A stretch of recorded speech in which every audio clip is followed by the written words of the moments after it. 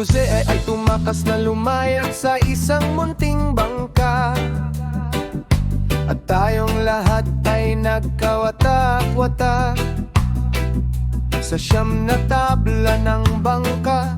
At sina Levi at Judah ay magkasama,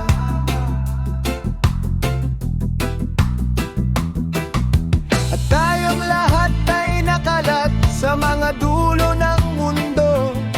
Nang magkagayoy si Levi na nakabigkis ng kayong sako ay nanalangin para sa ating lahat sa alahaya. At nang tumigil ang bagyo, ang barko ay sumapit sa lupa na waring nasa kapayapaan. At narito ang ating Ama ay dumating, at tayong lahat ay nagalak ng may iisang puso. Ang dalawang panaginip na ito ay aking isinaysay sa aking Ama.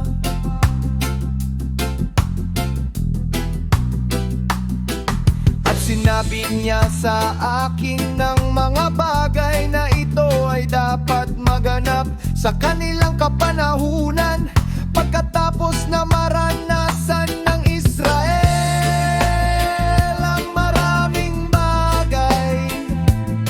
Nang magkagayoy sinabi ng aking Ama sa akin, sumasampalataya ako sa alahaya.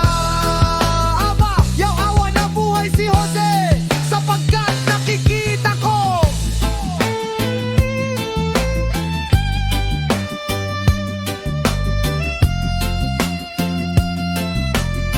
malagi nang minibilang siya ng alahaya kasama ninyo.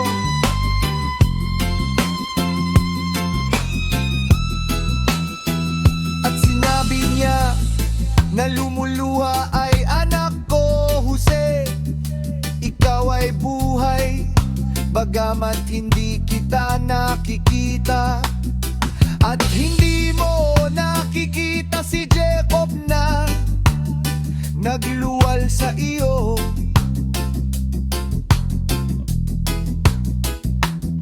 Dahil dito pinaiyak niya rin ako sa mga salitang ito, at nag-aalabang aking puso upang ipahayag na ipinagpili si Jose. Ngunit ako'y natakot sa aking mga kapatid, at narito aking mga anak, ipinakita ko sa inyo ang mga huling panahon, kung paano ang lahat ng bagay ay magaganap sa Etsinabelo. Kaya't inyong ipagpilin ninyo rin sa inyong mga anak na sila'y makisa kay Eli at kay Judah, sapagkat sa pamamagitan nila ay babangon ng kaligtasan para sa Israel, at sa kanila ay pagpapalain si Jacob.